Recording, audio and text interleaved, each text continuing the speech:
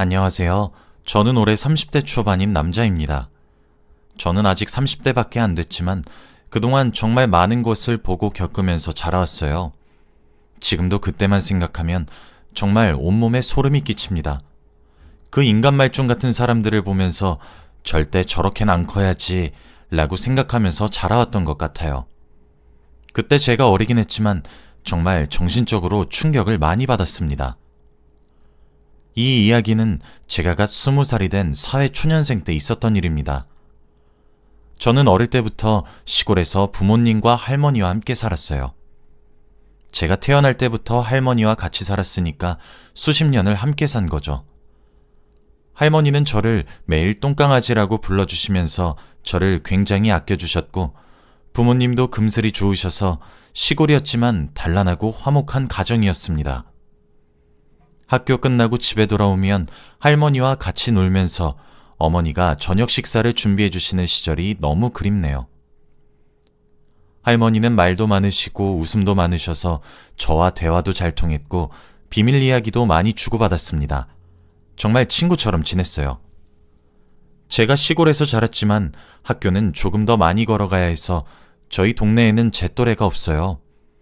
그래서 늘 혼자였는데 그래도 할머니가 저의 말동무 역할을 해주시니까 할머니와 노는 시간이 제일 재밌었습니다. 아버지는 저희 집의 생계를 유지하셔야 해서 밤낮 없이 일을 하셨어요. 힘든 공장 일에 야근까지 일부러 하시면서 저희 집안의 생활비를 혼자 담당하셨죠.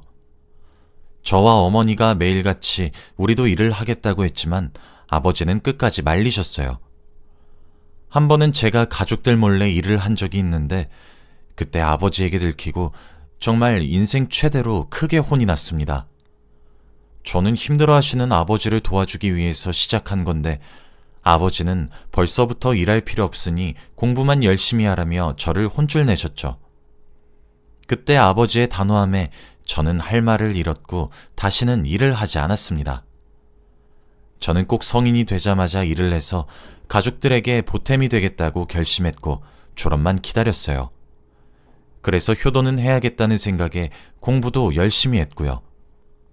성적도 나름 괜찮은 편이었고 학교에서는 저보고 대학교에 진학을 하라고 추천했습니다. 솔직히 대학교를 안 다니고 싶었던 건 아니지만 등록금이 너무 부담돼서 바로 취직을 하려고 했습니다. 그런데 혼자 선생님에게 대학교를 가지 않겠다고 말씀드렸죠. 그런데 선생님께서 저 몰래 저희 부모님에게 연락을 해서 대학교를 권유했나 봐요. 제가 너무 아까운 인재라 학교를 다니는 게 좋다고 하면서 말입니다. 그런데 제가 대학교를 가지 않겠다고 말했다고 부모님께 담임 선생님이 말을 하셨더라고요. 담임 선생님의 이야기를 부모님께서 듣고 노발대발하셨어요. 아버지는 울면서 저한테 가난을 물려주고 싶지 않다고 하셨습니다. 돈 때문에 대학교 진학을 포기하는 거면 걱정하지 말라며 자신이 어떻게든 벌 테니 제발 공부만 열심히 하라고 했죠. 저는 제 대학교 때문에 아버지가 고생하는 게 너무 싫었습니다. 그래서 이번만큼은 고집을 피우며 절대 대학교를 가지 않겠다고 했죠.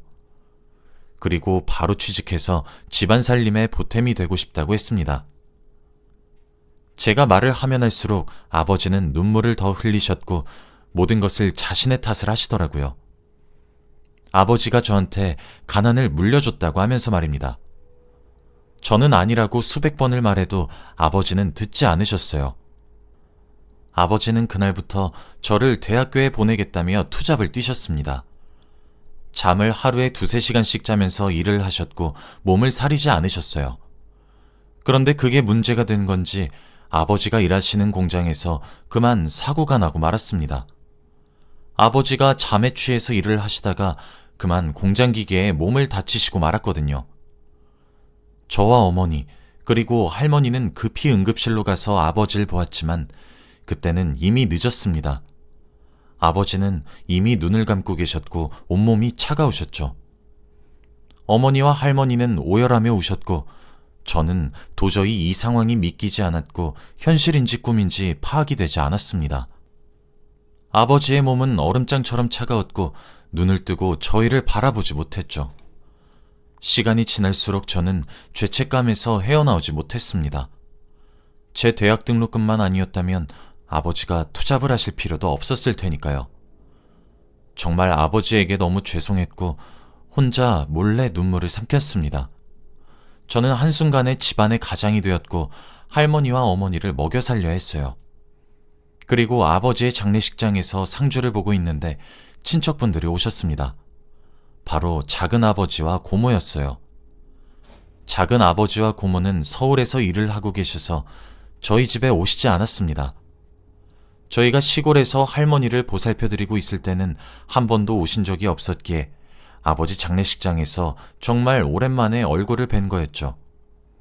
당연히 자신의 형, 오빠가 세상을 떠났으니 펑펑 울며 슬퍼할 줄 알았어요. 그런데 이게 무슨 일인지 작은아버지와 고모는 오히려 눈물 한 방울 흘리지 않았습니다.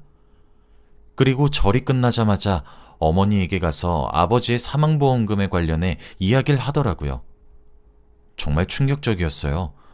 어떻게 자기 가족이 죽었는데 저렇게 태평할 수 있나요? 할머니도 옆에서 보면서 자식 잘못 낳았다고 신세한탄을 하고 계셨습니다. 그리고 3일 내내 있던 것도 아니고 잠깐 몇 시간 있다가 어머니와 이야기를 하신 후 바로 돌아가셨어요. 정말 남보다 못한 사이였습니다. 어머니는 표정이 안 좋아지시면서 상주 자리로 오시더라고요. 그러면서 할머니에게 어머니, 남편 사망보험금을 3분의 1로 나누자고 하는데요? 라고 하는 겁니다. 작은 아버지와 고모는 어머니에게 반협박식으로 사망보험금을 나누자고 했대요. 어머니가 거절을 하니 더 무섭게 대했다고 합니다. 할머니와 저는 그 말을 듣고 동시에 말문이 턱 막혔고 할머니는 어머니의 손을 잡고선 애미야, 내가 자식 교육을 잘못 시켰다. 어떻게 자기들 형제 목숨값을 나눠 가진다고 하는지. 아휴, 내가 나중에 꼭 갚으마 라고 하셨죠. 작은 아버지와 고모를 보니 정말 한숨만 나왔습니다. 그렇게 아버지의 사망보험금을 작은 아버지와 고모 그리고 어머니 이렇게 3명이서 나눠 가졌어요. 어머니는 남편의 목숨값이라며 한 푼도 쓰지 않고 저금해 두셨습니다. 함부로 쓸 수 없다고 하면서 말이죠. 그렇게 한 반년을 살았던 것 같아요. 그동안 아버지 없이 저희 집은 저와 어머니가 열심히 일을 해서 겨우겨우 먹고 살고 있었습니다. 중간중간 파산 위기가 올 때마다 아버지의 사망보험금이 눈에 아른거렸지만 그래도 절대 그 돈을 쓸 수 없었어요. 차라리 굶는 한이 있더라도 그 돈은 꼭 모아두겠다고 저희 가족은 다짐했습니다. 그런데 저와 어머니가 일을 해서 그런지 할머니에게 옛날보다 조금 소홀해졌어요. 할머니가 집에 혼자 계시다 보니 상태가 많이 안 좋아지셨습니다. 바로 치매에 걸리시고 말았거든요. 저희가 집에 잘 없다 보니 할머니가 치매에 걸리신 줄은 꿈에도 몰랐고 이렇게 상태가 심각해진지도 몰랐습니다. 이미 저와 어머니가 눈치채고 병원에 갔을 때는 의사 선생님께서 왜 이제야 왔냐며 혼을 내실 정도였죠. 할머니는 깜빡깜빡 수준이 아니라 아예 저희를 기억하지 못하셨습니다. 그리고 집을 매일같이 난장판으로 만들어 놓으셨죠. 대소변도 당연히 못 가리셨고 벽에 똥칠을 하셨습니다. 어머니는 어쩔 수 없이 하던 일을 그만두셔야 했고 집에서 할머니를 보살폈죠. 할머니가 치매시니까 요양원에 보내는 게 낫다고 저와 어머니는 생각했어요. 그런데 작은 아버지와 고모는 아무도 비용을 안 댄다고 하는 겁니다. 그리고 할머니의 치매 소식을 알고 나서도 집에 한 번도 오신 적이 없으세요. 저와 어머니는 너무 당황스럽고 힘들어서 제발 요양원에 보내자고 간곡히 부탁도 했습니다. 그런데 작은 아버지와 고모가 어머니에게 조건을 걸었더라고요. 할머니를 모시면서 사는 조건으로 저희가 살고 있는 이 집을 준다고 했습니다. 이 집은 할머니 명의로 되어 있는데 어머니 명의로 바꿔주겠다고 하더라고요. 대신 할머니가 돌아가시면 말입니다. 솔직히 저희 어머니가 바보도 아니고 이미 사망보험금도 속는 셈 치고 나눠서 줬는데 이건 조금 아니다 싶어서 지금 당장 명의를 어머니 명의로 바꿔달라고 했대요. 그런데 오히려 그들은 적반하장으로 나오면서 왜요?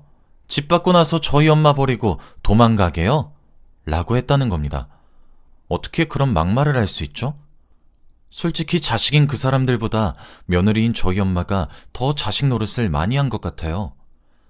작은 아버지와 고모는 어머니한테 생활비 한 푼도 안 주십니다. 그래서 지금까지 모아둔 거 조금씩 빼서 쓰거나 제가 벌어온 돈으로 겨우 먹고 살죠. 그런데 그들은 서울에서 한강이 보이는 집에서 살면서 아주 럭셔리하게 살아요. 어떻게 사람들이 그렇게 매정할 수 있나요? 저는 솔직히 지금까지 제가 많이 참아왔다고 생각했습니다. 작은 아버지와 고모가 저희 어머니한테 막대하고 자기 어머니를 살뜰히 모시지 않는 게 너무 화가 났거든요. 그런데 이때까지 한마디도 하지 않고 참았었습니다. 하지만 그때 전화로 저희 어머니에게 집 받고 도망갈 거냐고 말했을 때에는 저도 무슨 정신이었는지 화가 미친 듯이 나더라고요. 저는 어머니가 들고 있던 수화기를 낚아채 속사포로 작은 아버지와 고모에게 말했습니다. 할머니가 도대체 뭘 그렇게 잘못했다고 이렇게 싫어하냐고 말이죠. 그리고 자식이면 제발 자식답게 행동하라고, 나처럼 이렇게 한참 어린 애들도 당신들처럼 돈에 미치지 않았다고 했어요. 마지막으로 그렇게 살면 자식들이 뭘 보고 배우겠냐며 화를 불같이 냈습니다. 솔직히 저도 어른들한테 이런 말 하면 안 되는데 너무 당당한 작은 아버지와 고모가 싫었어요. 그리고 저희 어머니한테도 막말하는 게 싫었고요. 제가 이렇게 말하니까 그들은 어린 게 싸가지가 없다며 이래서 가정교육을 잘 받아야 한다며 말을 했죠. 그리고 대학교도 안 간 놈이 뭐가 그렇게 잘났다고 어른들한테 대드냐며 화를 냈습니다. 전화를 끊고 어머니한테 호되게 혼났지만 그래도 마음 한켠에는 속이 조금 후련했어요. 그리고 다시 일상으로 돌아갔습니다. 당연히 그동안 작은 아버지와 고모의 연락이나 왕래는 전혀 없었고 저는 일을 하고 있었고 어머니는 집에서 할머니를 보살피고 있었죠. 어머니는 할머니한테 매일 머리도 뜯기고 그래서 몸에 매일 상처가 가득했어요. 그래도 끝까지 책임지시는 어머니를 보고 정말 많이 배웠습니다. 그렇게 다시 몇 달을 살았던 것 같아요. 그런데 어느 날이었어요. 새벽에 어머니와 제가 자고 있는데 밖에서 쾅 하는 소리가 들리더라고요. 저희는 너무 놀라서 당장 불을 켜고 나가보니 할머니가 다리를 부여잡고 아파하고 계셨습니다. 상황을 보니 새벽에 불을 안 켜고 나오시려다가 문지방에 걸리셔 넘어져서 무릎이 찌이신 것 같더라고요. 무릎을 부여잡고 울면서 아프다고 하고 계시는데 왠지 상황이 심각한 것 같아 119를 불러 바로 응급실로 갔습니다. 그런데 의사 말로는 할머니의 무릎이 부서졌다고 하는 겁니다. 나이도 있으시고 너무 세게 넘어지셔서 심하게 다치셨다고 하는데 어머니와 저는 너무 걱정이 되었습니다. 할머니가 치매도 있으시니 병원을 많이 무서워하셨고 치료받기를 거부하셔서 의사 선생님께서 많이 힘들어하셨죠. 어머니는 바로 새벽에 작은 아버지와 고모한테 전화를 해서 할머니 상황을 다 설명했습니다. 그런데 작은 아버지와 고모는 "아, 그래요? 생명에 지장 없으시죠?" 라고 하며 바로 전화를 끊었대요. 그리고 그 뒤로 연락이 두절됐고 병원에도 당연히 찾아오지 않으셨습니다. 할머니는 수술을 하시고 병원에 입원을 하셨어요. 작은 아버지와 고모는 병원비를 보태주지도 않아서 어머니와 제가 다 감당해야 했습니다. 저 혼자는 병원비까지 무리여서 어머니가 일도 다시 하시고 할머니 간병도 했어요. 저도 일을 2개나 했죠. 정말 힘들었고 하루에 잠도 많이 못 잤습니다. 어머니는 병원에서 매일 잤고 저는 집에서 병원까지 왔다 갔다 하면서 일도 했죠. 그런데 할머니가 치매가 점점 심해지셔서 병실에 있는 다른 환자들한테까지도 피해를 주셨어요. 물건을 던지고 욕을 하는 건 물론이었고 밥을 안 먹겠다며 식판을 던지시거나 아니면 다른 사람의 물건에도 함부로 손을 대셨죠. 할머니는 날이 갈수록 점점 폭력적이게 바뀌셨고 항상 뒤처리는 저와 어머니의 몫이었습니다. 같은 병실의 환자 보호자들은 제발 1인실로 옮기라고 했고 당장 요양원으로 가라고 하면서 저희에게 화를 냈어요. 저희도 한두 번이면 사과하고 넘기겠지만 매일같이 그런 일이 일어나니까 도저히 병원에는 못 있겠더라고요. 그때 정말 할머니를 요양원에 보내야겠다고 생각이 들었습니다. 저번에는 한번 요양원에 보내드리려다가 작은아버지와 고모가 반대해서 못 갔거든요. 그런데 이번에는 사람들한테 너무 피해를 주니까 요양원에서 편하게 지내시는 게 좋다고 생각했습니다. 그래서 저와 어머니는 할머니를 요양원으로 보냈고 거기서 간병을 제대로 시작했죠. 이 소식을 작은아버지와 고모한테 알려드렸는데 화들짝 놀라시면서 요양원으로 급히 오시는 겁니다. 병실에는 저와 어머니만 있었는데 고모와 작은아버지는 잠깐 할머니와 할 얘기가 있다며 자리를 비켜달라고 하더군요. 솔직히 자식 얼굴도 기억 못하는 어머니와 무슨 이야기를 할 수 있는지 이해가 안 되긴 했지만 그래도 자리를 비켜주었습니다. 저희는 병실 밖에 서서 기다렸죠. 그런데 병실 안에서는 소리치는 소리가 들리더라고요. 작은아버지는 엄마는 왜 이렇게 우리한테 집만 돼? 아주 돈덩어리야. 왜 늙어서까지 우리한테 고생시키냐고. 지금 시골에 있는 집 나랑 동생한테 줘야 되는 거 잊지 마. 설마 진짜 며느리한테 줄 건 아니지? 며느리는 법적으로 가족 아니라서 상속 안 되는 거 알지? 원래 시부모 부양 의무도 없는데 내가 일부러 엄마 혼자서 힘들까봐 거짓말까지 하면서 옆에 붙어있게 한 거야. 그러니까 죽기 전에 우리한테 집이랑 재산 다 남기고 가야 해. 라고 하더군요. 이 말을 정신도 제대로 못 차리는 할머니에게 주입식으로 말을 하고 있었고 둘은 요양원에서 나갔죠. 어머니는 밖에서 그 말을 다 듣고 동공이 매우 흔들렸습니다. 그리고 주먹을 꾹 움켜쥐더라고요. 저희 어머니에게 할머니만 보살펴주면 집 주겠다고 말을 해놓고는 그게 다 거짓말이었다뇨. 어머니는 집을 못 받는 것보다는 그 사람들이 어머니를 만만하게 보고 이용했다는 거에 더 화가 난 것 같습니다. 저는 태어나서 어머니가 화난 모습을 그때 처음 봤어요. 정말 무서웠고 어떠한 말도 꺼내면 안 될 것 같더라고요. 작은아버지와 고모가 그렇게 할머니가 돌아가시길 원하니까 저와 어머니는 오히려 만수무강하시면 좋겠다는 생각이 들더라고요. 그래서 정말 예전보다 더 열심히 보살펴드렸습니다. 요양원에 거의 살다시피 하면서 말이죠. 할머니는 정말 괜찮아지는 듯 보였습니다. 원래 저와 어머니를 전혀 알아보지 못했는데 어느 날 갑자기 문득 알아보시더라고요. 그런데 그날 새벽이었고 다들 주무시는 시간에 갑자기 할머니가 깨어나셔서 어머니의 손을 붙잡고 이야기를 하셨습니다. 정말 오랜만에 보는 할머니의 눈빛이었어요. 제대로 정신이 돌아오셔서 치매 걸리기 전에 할머니 모습과 똑같았죠. 그런데 새벽에 할머니는 어머니의 손을 잡고 옛날 이야기를 하셨습니다. 들으면 들을수록 어머니와 저는 눈물밖에 나지 않았어요. 사실은 우리 둘째랑 셋째가 나를 왜 저렇게 싫어하냐면 바로 첫째 때문이요. 첫째가 아버지 돌아가시고 우리 집 다 먹여 살렸거든. 학교도 관두고 하루 종일 일만 하면서 자기 동생들이랑 엄마 먹여 살리겠다고 죽어라 돈만 벌었어. 내가 너무 미안해서 조금씩 더 챙겨준 게 둘째랑 셋째는 질투가 났나 봐.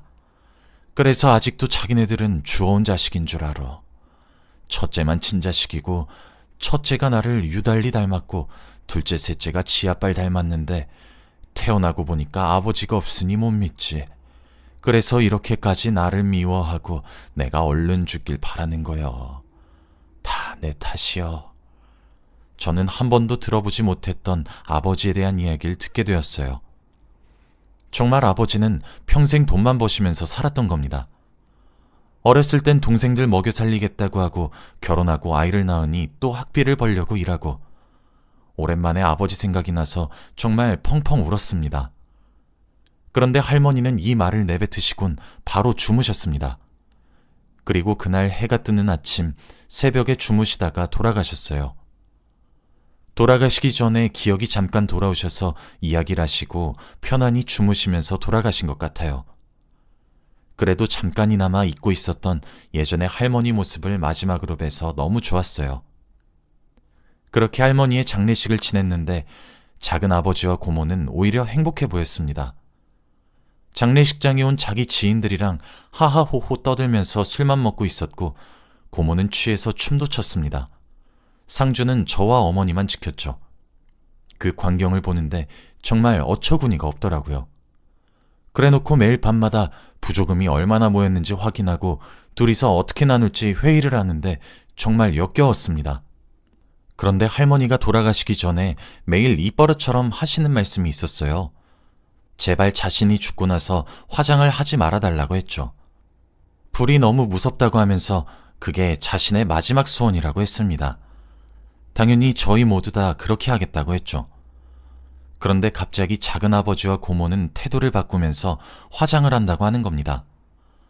저와 어머니는 그게 무슨 소리냐고 불같이 화를 내면서 어머니가 살아생전에 화장하지 말라고 했던 거 기억 안 나냐며 노발대발했더니 두 사람의 대답은 가관이었습니다. 아니, 화장 안 하면 매번 명절마다 찾아가서 절도 해야 되고 매일 벌초대야 하고 신경 쓸 게 한둘이 아닌데 그거 누가 다 감당하게요? 저희는 그런 거 못하니까 그냥 깔끔하게 태우고 뿌려드려요. 그리고 형수도 참 보면 사람이 순수해요. 엄마가 그렇게 하랬다고 정말 그렇게 할 생각이었어요? 어머니와 저는 그 말을 듣고 화가 미친 듯이 났습니다. 어머니는 두 사람에게 화를 불같이 냈어요. 제가 산소 다 관리할 테니까 당신들은 신경 끄세요. 어떻게 자식도리를 끝까지 못하세요? 그냥 명절 때도 절대 찾아오지 마시고 어머니 절대 찾아오지 마세요. 저랑 아들만 어머니 챙길게요. 그냥 두 분이서 잘 먹고 잘 사시고 다신 연락하지 마세요. 이제 그만 가시고 나머진 저희가 알아서 할게요. 어머닌 처음으로 그 사람들에게 이렇게 또박또박 말씀하셨고 그들은 당황을 하면서 화가 난다는 식으로 말을 한 뒤 장례식장을 나갔습니다. 할머니는 산소로 가서 묻어 드렸고 저와 어머니는 명절뿐만 아니라 평소에도 종종 찾아가서 인사를 드려요. 정말 고모와 작은아버지는 그 뒤로 연락 한 통 없으십니다. 남보다 못한 자식 때문에 한순간에 화장을 하실 뻔했는데 다행히 이렇게 지금 산소에 계셔서 다행이에요. 지금은 몇 년이 흘렀지만 그때만 생각하면 정말 화가 미친 듯이 나네요. 그런 자식들은 차라리 없는 게 나을 정도입니다. 여러분은 제발 부모님께 이러지 말아주세요. 제 이야기는 여기까지입니다. 들어주셔서 감사합니다.